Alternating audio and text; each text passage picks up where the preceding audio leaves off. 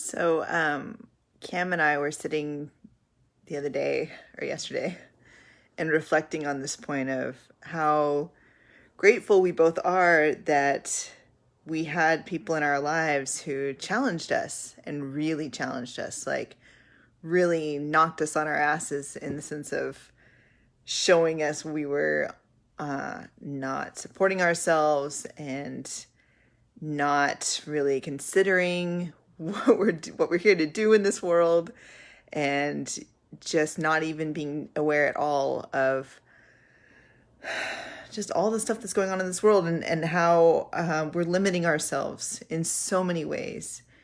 And it got me reflecting on this point of how I've had a handful of people in my life who've done this for me.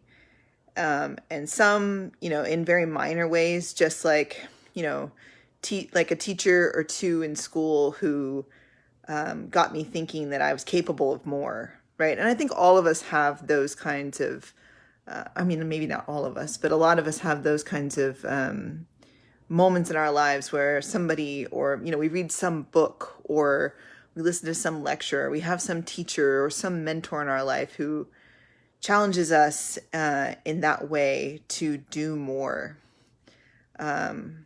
or to think more of ourselves. And I've had a few of those in my life, but really the most fundamental points where I've had these moments where somebody really stood up, not only to tell me that I could do more, but to tell me, like, look at how you are limiting yourself. Like, really investigate and look at, like, for example, I did a video the other day when I was talking about like stopping the whole point of smoking pot and drinking alcohol, or doing any kind of drugs or anything. And that is a really challenging point for a lot of people. I realize this, but it's something that I am so grateful that somebody called me out on. Why are you doing that? Like, what is your starting point? What are you trying to suppress? Why are you just trying to get a good feeling? Are you able to do that without having drugs and alcohol? Or are you able to face yourself? Like, what are you suppressing? Not just saying, oh, you could do more, or just letting it go, which is what most of us do. I mean, I was raised to be very polite.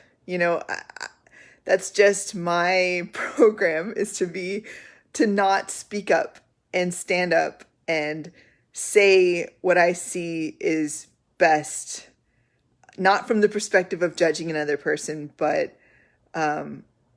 really from walking it myself. And that's the only way that you can really stand up and call someone out on their bullshit, is if you're also supporting yourself through your bullshit, right? So there's lots of, like, people out there who are giving guidance and doing all these things where in the background they're, like, still participating in, like, weird secret mind stuff.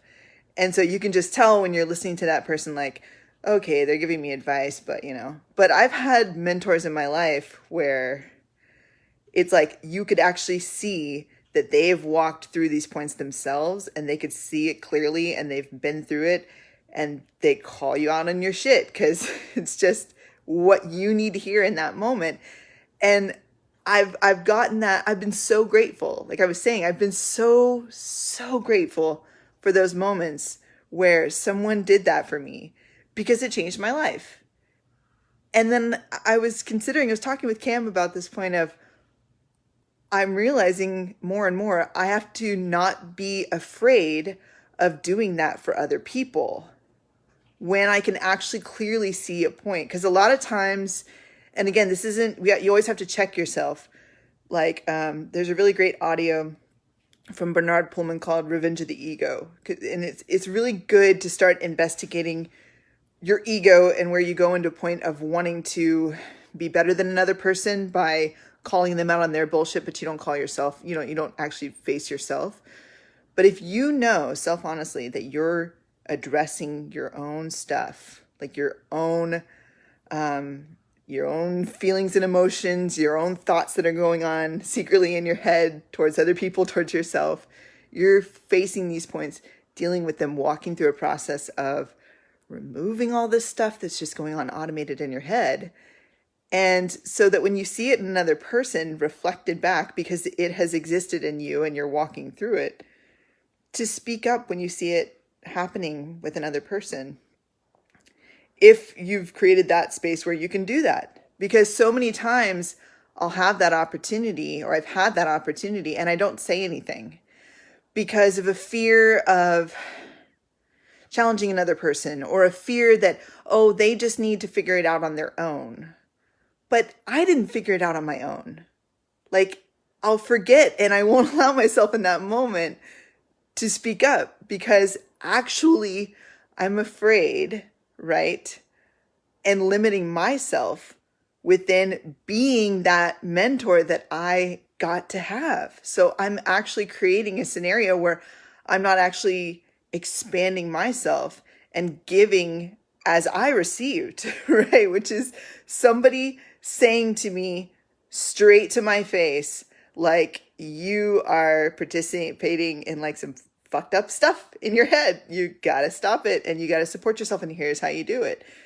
So it's like, if you have a solution and you know something, you know it's working for yourself. It's like if you have the cure for, we always hear this, right? If you have the cure for cancer, but you just keep it to yourself, like, what are you actually doing for this world, right?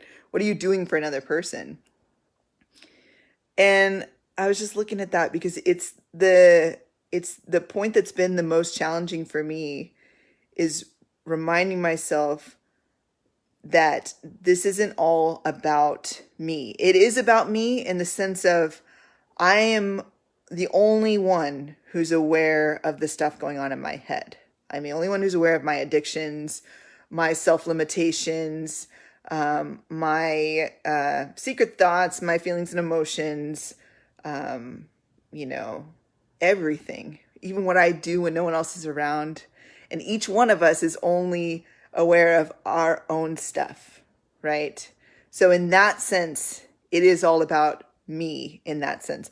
But at the same time, we're all connected, right? Like we're all going through similar stuff. Like, it's really not that different. What you're going through is just your collection of experiences, and I'm going through my collection of experiences, but it's all the same. Like, we all have a mind. We all have feelings and emotions. We all have the secret stuff going on. We all have addictions. We all have just the different points that we're going through, but they're so similar. And that's why that person was able to, open my eyes to the fact that, like, I could be much more effective if I faced head on what I'm allowing to limit myself, what I'm participating in that is limiting me. And we each have to do that for more people, or else it dies with us. So that's like a really cool, it's like someone challenged me. Now I have to walk through it, support myself with that point, really be actually self-honestly facing it within myself, have walked myself through a process of walking myself out. Like, for example, addiction to drinking, like drinking, or addiction to pot, or, all the different things, but those two specifically, I have walked myself a process through stopping, and I can see the benefit for myself of having done that, and then sharing with other people how you can do that, and calling out, like, why are you participating in drinking? Why are you participating in smoking pot? Like, consider these things, investigate these things. I'm going to do what that person did for me that changed my life completely, and expand myself out to support other people. And we all have to do that, and not be afraid of conflict, because what I've found is oftentimes that person that I'm speaking to has the same aha moment that I did. And if I keep that within myself, then that person will never have that opportunity. It's like, maybe you're the one chance where they had that aha moment, just like you got to have. So I'm going to end that here because Cindy's waking up. But I just wanted to put that out there. I think it's really cool. And I'm pushing myself more and more to really, in those moments where I would suppress and not speak up, to speak up. So anyways, have a good night, guys.